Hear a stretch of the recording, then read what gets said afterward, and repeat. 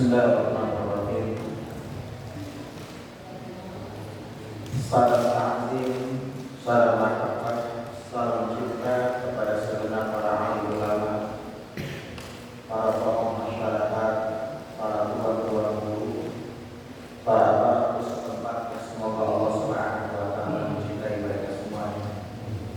Salam ta'zim, salam mahabbah, salam cinta kepada segenap pengurus DKM Masjid Jami'at Taqwa. Semoga Allah Subhanahu wa taala mencintai mereka semuanya, serta kepada seluruh kaum muslimin wal muslimat.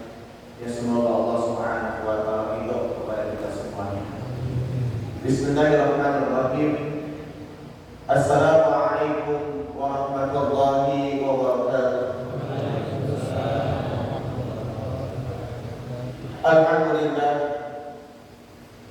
Alhamdulillahilladzi ja'ala taqwa libasas salihin wal mujahidin wa ja'ala dinul Islam riwatan baina qulubil mu'minin. Nahmaduhu wa nasta'inuhu wa nastahdihi wa na'udzu billahi min shururi anfusina wa min sayyiati a'malina. May yahdihillahu fala mudilla lahu wa may yudlil fala tajida lahu waliyyan mursyida. Asyhadu an la ilaha illallah wahdahu la syarika lah, syahadatun tunji qailaha min azabin nar. Wa asyhadu anna Muhammadan abduhu wa rasuluh arsalahu Allah ta'ala bil huda wa dinil haqq faballagha risalah wa adda al-amanah wa nasaha al-ummah wa jihadu fi sabilillah haqqa jihadihi hatta al-yatim. Wassalatu wassalamu ala hadzal nabiyil karim nabiyina Muhammadin sallallahu alaihi wasallam wa ala alihi wa ashabihi wa zurriyyatihi wa man ittaba'a al-huda amma ba'd. Faqad qala Allah ta'ala fil Qur'anil Karim, a'udzu billahi minasy syaithanir rajim. Bismillahirrahmanirrahim. Ya ayyuhalladzina amanu taqullaha haqqa tuqatih wa la tamutunna illa wa antum muslimun. Wa ya ayyuhan nasu taqu rabbakum alladzi khalaqakum min nafsin wahidah wa khalaqa minha zawjaha wa bassa minhuma rijalan katsiran wa nisaa'a wattaqullaha alladzi tasaaluna bihi wal arham innallaha kana 'alaykum raqiba. Wa ya ayyuhalladzina amanu taqullaha wa qulu qawlan sadida yuslih lakum a'malakum wa yaghfir lakum dhunubakum wa may yuti'illaha wa rasulahu faqad faza fawzan 'azima. Wa qala Rasulullah sallallahu alaihi wasallam, innallaha yasuru hadhihi al-ummah bi du'a'iha li salatihim wa da'watihim wa ikhlasihim. Allahumma arhamna bil Qur'an wa 'allimna bil kitab wa faqihna fid din. Ikhwatul iman, hadirin jamaah salat subuh yang dimuliakan oleh Allah Subhanahu wa taala. Alhamdulillah, segala puja dan puji hanya kita pantas untuk memberikan kepada Allah Subhanahu wa taala.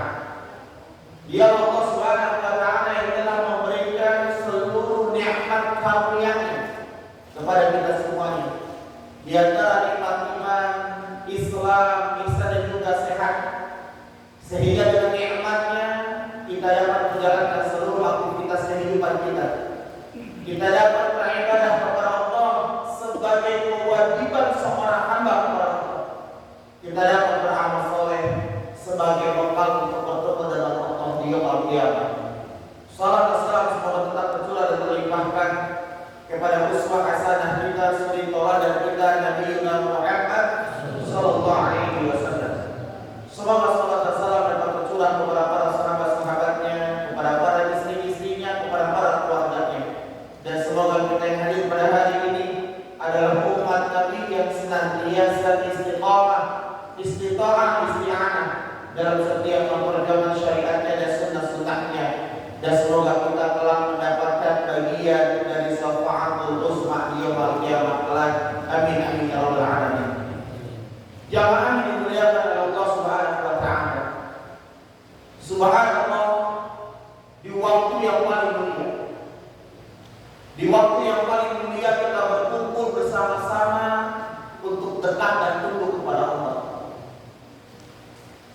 di tempat yang paling mulia di antara bumi Allah Subhanahu wa taala, yang masjid. Kita berkumpul bersama-sama di tempat yang paling mulia di dalam bumi Allah, yakni masjidnya Allah Subhanahu wa taala. Salah satu jaminan dari orang-orang yang hatinya cinta kepada masjid, Allah akan berikan naungan di hari kiamat di mana tidak ada naungan kecuali Allah Subhanahu wa taala. Sama'atu bidinukumullah fi zillihi yawma la zilla illa zilluh. 7 golongan manusia dalam hadis yang sahih. 7 golongan manusia akan mendapatkan naungan di hadapan Allah di mana tidak ada naungan kecuali naungan Allah. Wa rajulun qalbuhu mu'allaqun fil masajid. Salah satunya adalah seorang laki-laki yang hatinya terpaut dengan masjidnya Allah Subhanahu wa taala. Dan pada subuh ini kita berkumpul bersama orang-orang soleh, manusia-manusia yang Allah cintai di antara para ulama, di antara orang-orang yang taat kepada Allah. Bukankah Allah Subhanahu wa taala perintahkan kepada kita, ya ayyuhalladzina amanu taqullaha wa kunu ma'as shalihin. Hai orang-orang yang beriman, bertakwalah kepada Allah dan hendaklah kalian bersama orang-orang yang benar. Benar kepada Allah, jujur kepada Allah, yakni orang-orang saleh. Dan subhanallah, kita berkumpul pada hari ini membaca daripada perkataan yang paling mulia, pembicaraan yang paling mulia, pembicaraan yang paling indah di muka bumi, pembicaraan yang telah akan memuliakan kita. Apa jemaah? Al-Quran. Rasulullah SAW bersabda, Inna Allah yarfa'u bihazal kitab aqwama wa yarbihi akharina. Sesungguhnya Allah akan mengangkat umat ini dengan Al-Quran. Bahkan dalam surat Al-A'raf Allah Subhanahu wa taala berfirman, walau syi'na la rafa'nahu biha walakinnahu akhlada ilal ardi ta'ala. Kalau manusia mau, akan aku angkat derajat mereka dengan kitab Allah, dengan Al-Quran, tapi mereka cenderung terhadap hawa nafsunya dan mengikuti kehidupan mereka.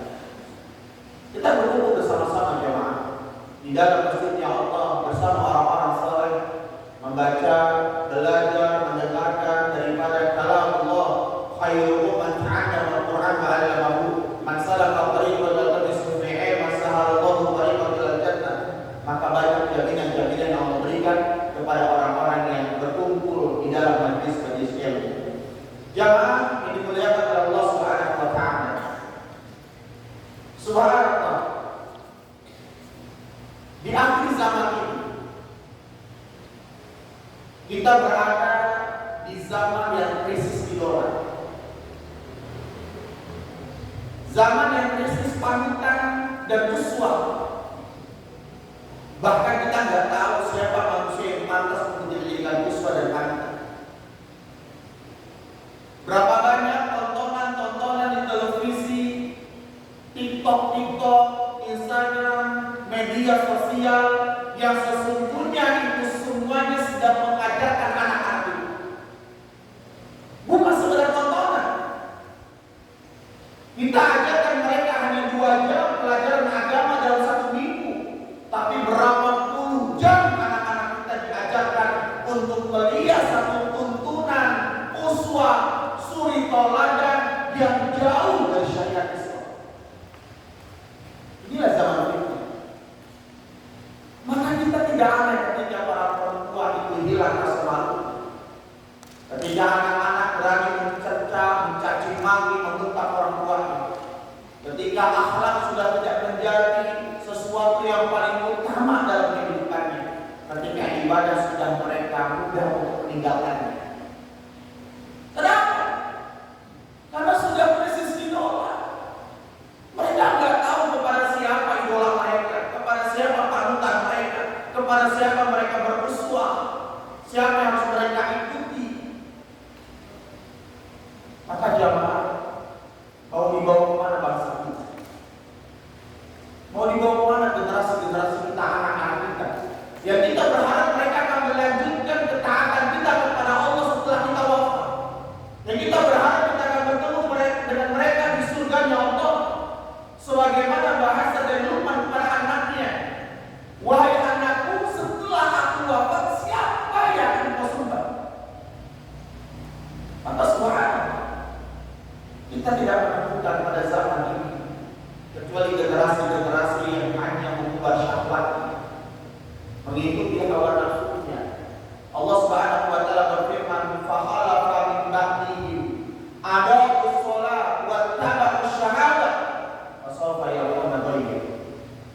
Akan datang satu pengganti.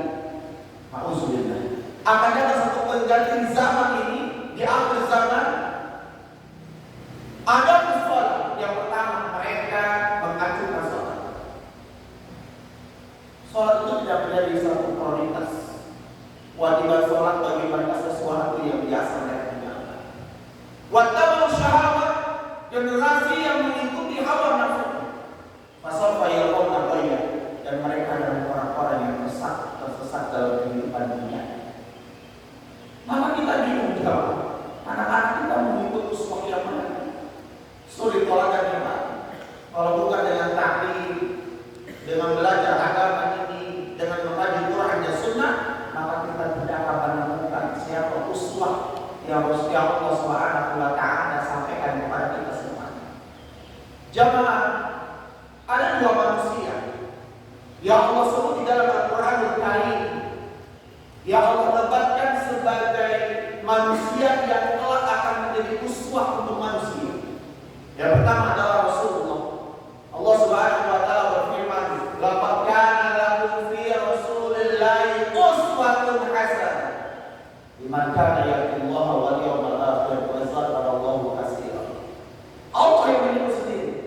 Laqad kana lakum fi Rasulillahi uswatun hasanah. Sungguh telah ada pada diri Nabi Muhammad uswah yang paling terbaik. Allah menggunakan dengan harful tauhid. Laqad kana lakum, sungguh telah ada pada diri Nabi Muhammad uswah yang paling terbaik. Yang kedua adalah siapa? Nabi Ibrahim alaihissalam. Ya Allah tadi dalam Al-Quran, qad kanat lakum uswatun hasanatun fi Ibrahim wal ladzina ma'ahu iz qalu liqaumihim inna bura'u minkum ma ta'buduna min dunillah. Allah bertanya sendiri kepada kita.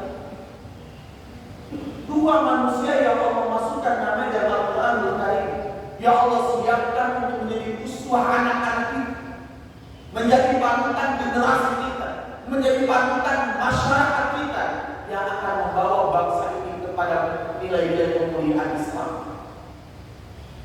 yang akan mengangkat derajat martabat bangsa dan negara kita. Qad kanat lakum uswatun hasanah, sungguh telah ada pada diri Nabi Ibrahim uswah hasanah dan orang-orang yang sama. Ada dua manusia jemaah yang Allah abadikan dalam Al-Quran, yang Allah siapkan menjadi uswah suri teladan untuk manusia. Maka kita ambil kebaikan-kebaikan mereka. Kenapa? Karena mereka adalah manusia-manusia yang telah memberikan petunjuk dalam kehidupan mereka. Allah pimpin mereka, Allah ajarkan mereka, Allah siapkan mereka untuk menjadi uswah untuk generasi-generasi dan masyarakat yang akan datang. Dan subhanallah jemaah, Nabi Ibrahim alaihissalam dan Nabi Muhammad sallallahu alaihi wasallam menjadi uswatun hasanah untuk masyarakat itu melalui proses yang sangat panjang.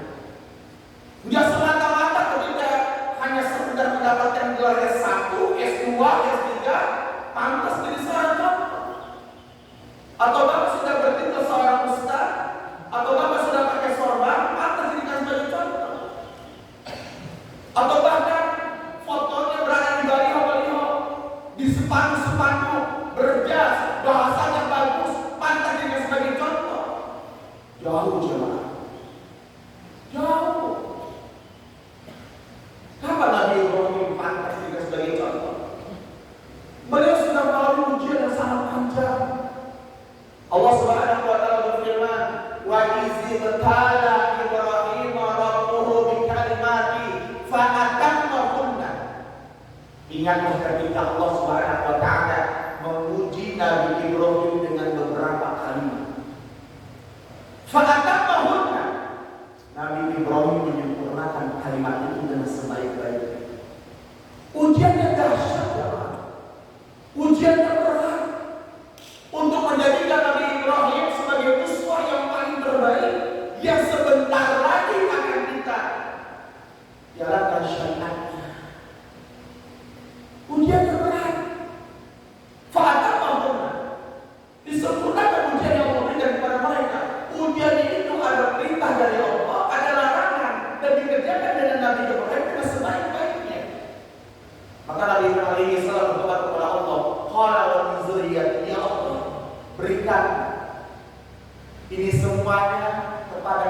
ampunanmu ya Allah. Qala la ya'lamu ahli zalimin, tetapi tidak kepada orang zalim. Untuk apa Allah Subhanahu wa taala menguji Nabi Ibrahim alaihi salam? Agar Nabi Ibrahim menjadi imam yang adil, menjadi manusia yang taat kepada Allah Subhanahu wa taala. Allah Subhanahu wa taala berfirman dalam surat An-Nahl, A'udzubillahi minasyaitonir rajim, bismillahirrahmanirrahim.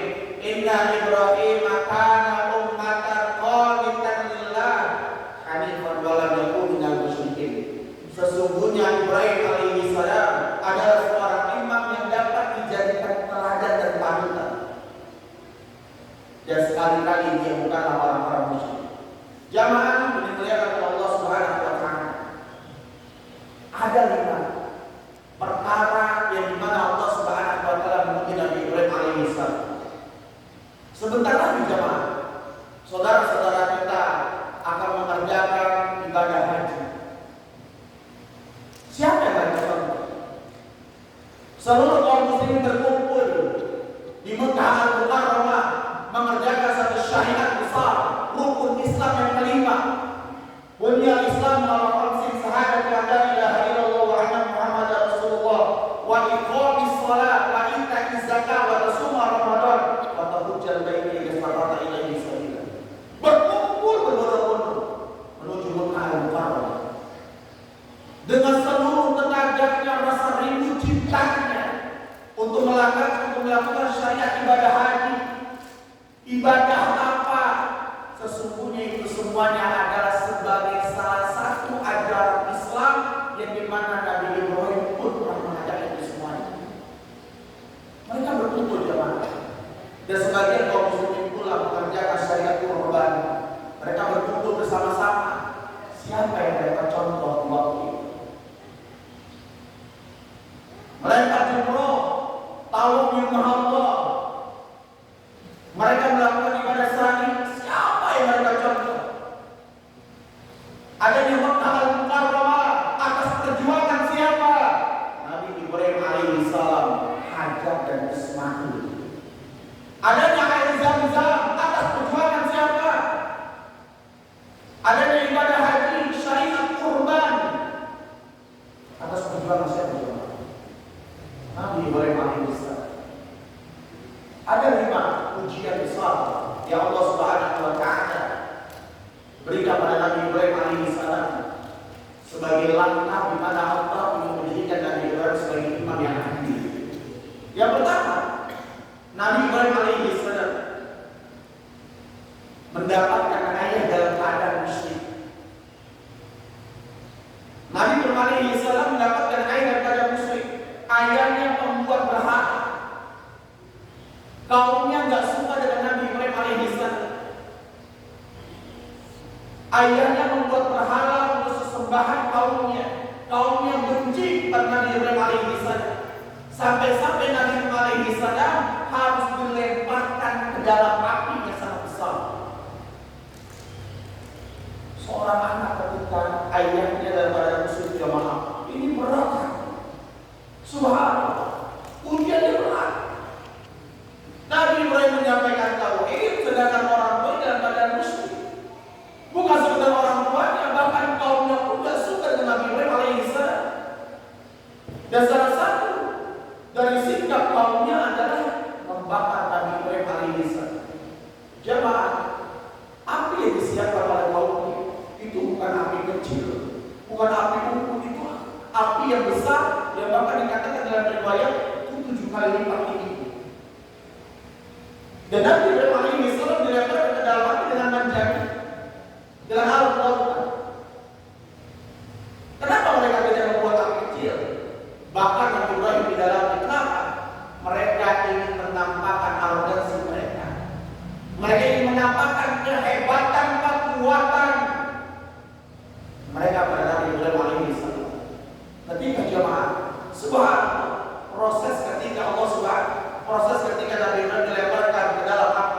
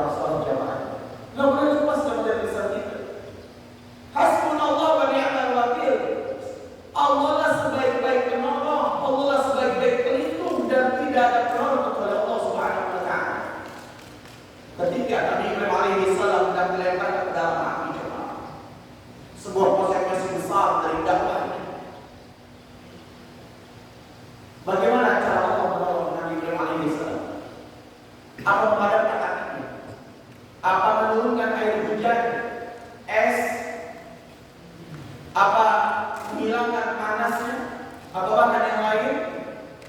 Allah Subhanahu wa taala berfirman, ya nar, kuni bardan wa salaman ala Ibrahim. Wahai api, jadilah engkau keselamatan dingin buat Nabi Ibrahim alaihissalam. Subhanallah. Allah tidak matikan itu api, Allah menurunkan air es, Allah tidak menurunkan air hujan. Allah katakan, ya nar, kuni bardan wa salaman ala Ibrahim. Wahai api, jadilah dingin dan keselamatan buat Nabi Ibrahim alaihissalam. Dingin jangan. Tidak satupun api yang bisa menyentuh Nabi Ibrahim alaihissalam. Tidak ada satupun api yang bisa membakar Nabi Ibrahim alaihissalam. Api itu makhluk Allah, api itu taat kepada Allah. Nabi Ibrahim makhluk Allah, Nabi itu taat kepada Allah. Maka subhanallah, betapa besar pertolongan Allah kepada orang-orang yang beriman. Ya Allah, kuni bardan wa salaman ala Ibrahim. Jadilah engkau dingin dan keselamatan buat Nabi Ibrahim alaihissalam. Ikhwatul iman yang dimuliakan oleh Allah Subhanahu wa taala. Inilah iman Nabi Ibrahim alaihissalam. Inilah iman Nabi Ibrahim. Dipupuk bertahun-tahun. Inilah imannya kepada Allah Subhanahu wa taala. Maka jemaah, iman itu perlu kita jaga dengan sekuat-kuatnya. Bagaimana caranya? Dengan melazimkan salat sunnah, majelis taklim, dekat dengan orang-orang saleh, banyak berzikir, banyak berselawat, banyak bersedekah, banyak bersilaturahmi, muliakan orang tua, muliakan anak yatim, muliakan orang-orang saleh. Itu akan menjaga iman kita. Ujian yang berat rasanya buat Nabi Ibrahim alaihissalam. Kita ucapkan Allahu Akbar dalam setiap salat kita. Kita sujud kepada Allah Subhanahu wa taala. Bahkan subhanallah, nanti ketika salat Idul Adha, imamnya memulai dengan 7 takbir. Rakaat kedua dengan 5 takbir. Mengagungkan Allah, membesarkan Allah. Tapi kenapa ketika Allah memberikan masalah kepada kita, kita lupa kepada Allah Subhanahu wa taala? Aina iman kita kepada Allah. Jamaah yang dimuliakan oleh Allah Subhanahu wa taala. Ujian yang ketiga dari Nabi Ibrahim alaihissalam. Beliau adalah seorang hamba Allah Subhanahu wa taala yang Allah uji hampir 90 tahun Allah tidak memberikannya. Bertahun-tahun Nabi Ibrahim alaihissalam jamaah pengen punya keturunan. Tapi beliau tidak pernah berhenti berdoa kepada Allah. Rabbi habli minas shalihin. Rabbi habli minas shalihin. Ya Allah, berikan aku dari keturunan yang saleh. Minta sama Allah berkali-kali. Ustaz, anak sudah 5 tahun menikah, anak belum punya anak. Anak sudah 10 tahun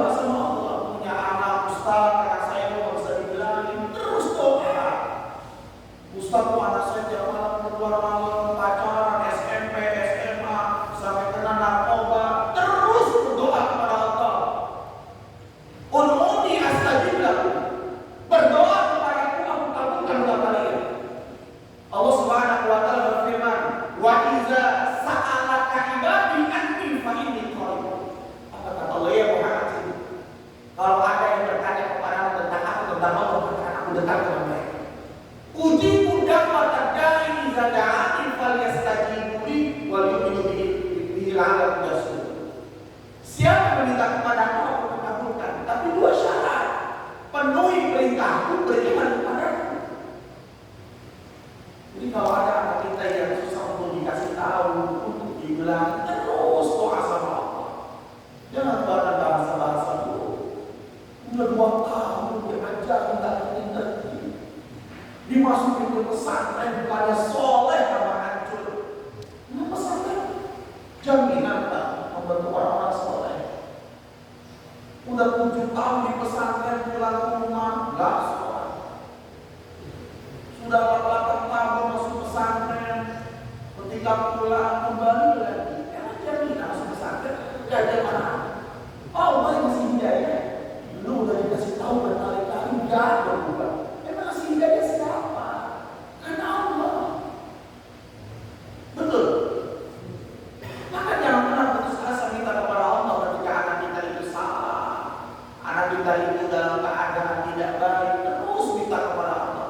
Mantu kita, anak kita belum Allah kasihkan omongan, terus minta kepada Allah. Rabbi habli minas sholihin. Ya Allah, berikan kami dari keturunan yang saleh. Ikhwatul iman hadirin dimuliakan Allah Subhanahu wa taala. Maka ketika Nabi Ibrahim alaihi salam Allah berikan anak, belum beberapa tahun jauh, Allah Subhanahu wa taala perintahkan kepada Nabi Ibrahim untuk membawa istri dan anaknya. Jangan terus jamaah. Bukan begini. Kayaknya besok saya taruh kamu di Mekah. Enggak. Allah katakan ya Ibrahim, bawa istri dan anakku jalan. Terus. Ketika sampai di satu titik, kata Allah, ya Ibrahim, tinggalkan istrimu di situ. Tinggalkan. Enggak ada Mekah, enggak ada Aisyah, enggak ada di situ. Itu masih tanah tandus, masih padang pasir yang enggak tahu namanya. Enggak ada yang tahu. Letaknya tapi di Mekah, di Arab. Kata Allah ya Ibrahim, tinggalkan istri dan anak. Ismail dalam keadaan baik. Allah harapkan Nabi Ibrahim untuk melihat wajah istri dan anak-anak. Jangan tengok ke belakang. Ya jamaah terus kita. Jangan tengok jamaah.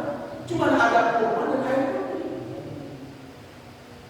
Gak ada bangunan, gak ada air, gak ada pepohonan, gak ada rumah, gak ada tempat pemukiman. Tidak dibuat gubuk dulu sama sekali. Ya Ibrahim, tinggalkan istrimu dan anak di situ. Pergi ke.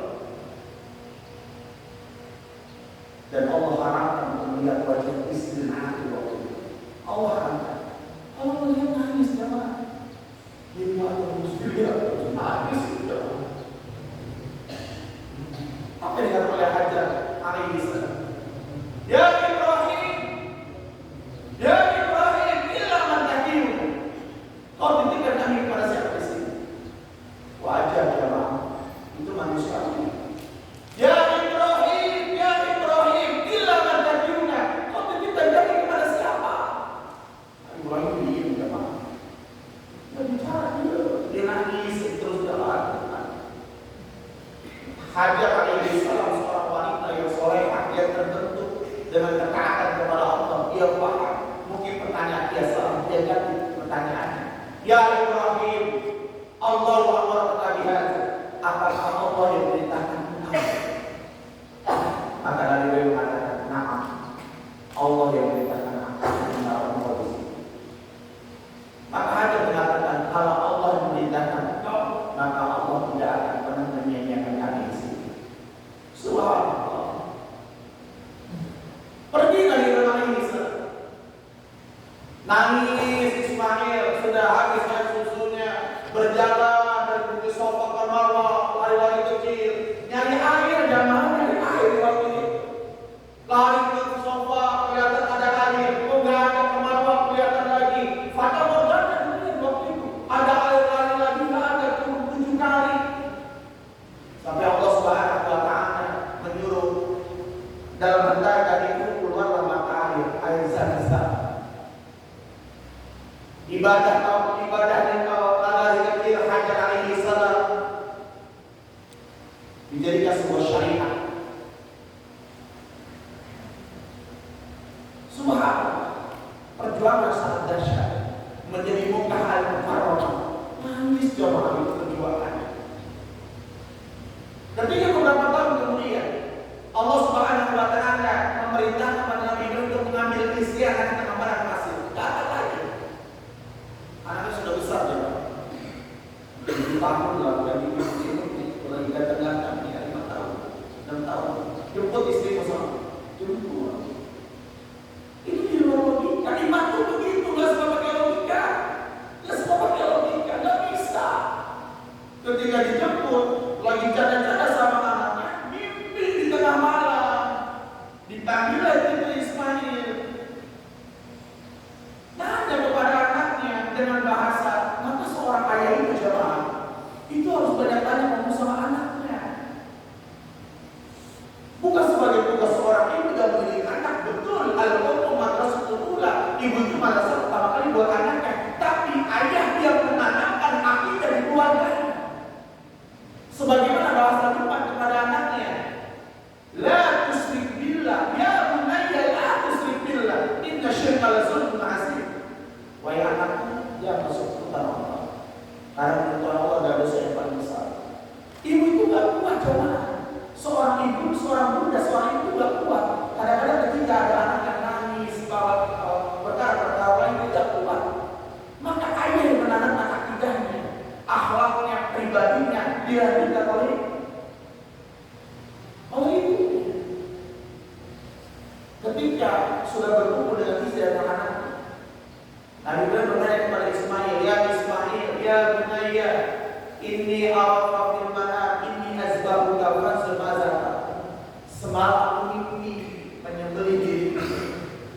Bagaimana pendapatmu? Ya bunayya, inni ara fil manam inni azbahuka fanzur maza. Bagaimana pendapatmu? Ismail anaknya tertanam akidah dari kecil. Dia sudah paham tentang agama ini. Maka tidak pantas bagi anak muslim di waktu masih kecilnya diajari ilmu-ilmu dunia sebelum Quran berkata terlebih dahulu pada mereka. Ada itu Quran itu Quran dulu. Fitrah manusia kepada Quran bukan kepada ilmu-ilmu yang lain, bukan. Kalau orang sudah hafiz Quran, cinta kepada Quran, Allah akan bentuk ibadahnya, Allah akan urusi hidupnya, Allah akan bantu kehidupannya di dunia wal akhirah. Fanzur maza tara ya Ibrahim, ya Ismail, bagaimana pendapatnya? Ya abati, wahai ayah, if'al ma tu'mar, satajiduni insyaallah minas sabirin. Lakukanlah apa yang Allah perintahkan kepadamu. Semoga kau dapat diakui dalam orang-orang yang sabar.